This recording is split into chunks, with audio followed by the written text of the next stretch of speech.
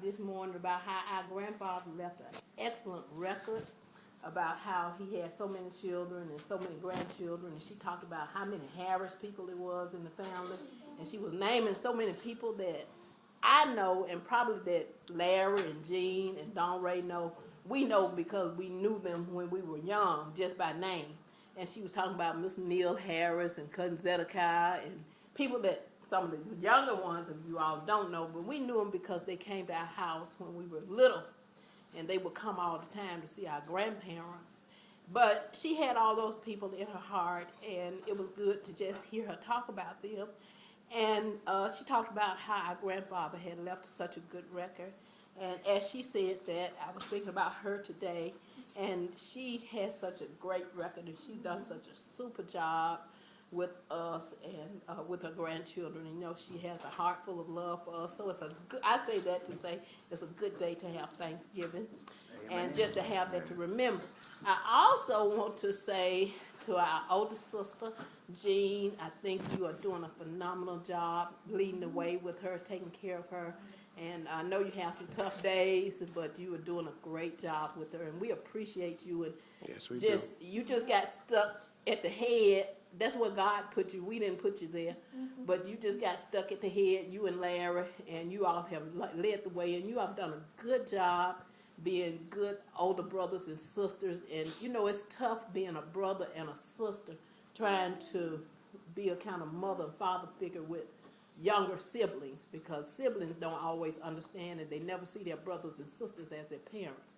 They always see their parents as their parents. So even though we might give you all a tough time, just always know that we respect what you have done, and we respect what you are doing, and we thank you for you all just hanging in there and just continuing to, you know, kind of lead the way and just be doing what you've done for our mother and done for us. So we thank you for that. And we also wanted to say that we just thank God for how our mother has come and how God has brought this family, because as young children, for you all, Sheila, you all don't know that we had a time when we used to have to pick cotton. Actually, the 9 of us picked cotton to get our first car. And at one time, my mother, she fell on hard times, and she had to go on welfare just for a little while.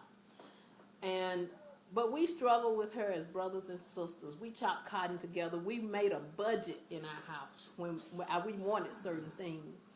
We would make a budget, and we would pick cotton, pick peas, do whatever we had to do to get those things. And our mother trusted us so much when she worked on a job.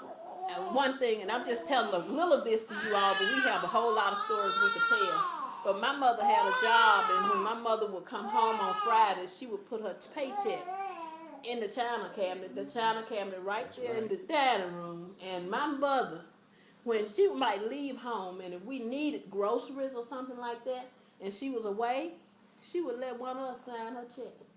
And we would go to the store and get whatever we needed, and we bought exactly what we said we want to buy, and we would come right on back home and tell her your money in the china cabinet. But even if we didn't say that, she knew it was there. And we did that for years and years and years. And we always had a loving relationship as young brothers and sisters, and we always worked as a team. And if you ever see us falling out now, y'all might probably need to get over it, because deep underneath is a strong underlying love. And I always tell y'all young children, don't be kind of like Uncle AC and Muddy and Uncle Uzai. If you all see us argue, spat, and get mad at each other, y'all don't get in it. Because underneath is some real deep love. And in the end, we're going to come together. So just know that she put that in us. And we appreciate her for putting that in us. So whatever, from this day on, whatever you see us go through, or whatever you've seen us go through, just say, yeah, they went through it, and they did do what they did. But they have a deep and an abiding love for one another.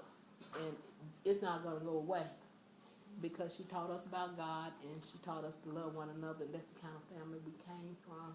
So we are different. Each one of us are different. We have our own personalities, but God made us all different. And that was his choice. But we love each other, and she has a great and compassionate love for all of us and for people, period. All of you all know she's just a people person. So, and that has come out in you all too. It's not a one of you all who don't have a beautiful personality, don't love people, don't love talking, don't love laughing and moving around people. All of you all have picked that up from her. So just know that and remember that. And right now, pick up as much as you can and just enjoy her presence and then enjoy each other because you're a family and you just got one family and we've always been a respected family. We're not the kind of family who people know in the community who argue with each other, backbite, fight, and all of that. We've been known as people who love each other, so just remember that. But with that being said, we're going to have a word of prayer, and then Dennis is going to have us with a song, and then somebody else can say something. Before we do that, does anybody else want to say something? Last time I talked at my house, she said, George, let somebody else talk. So is somebody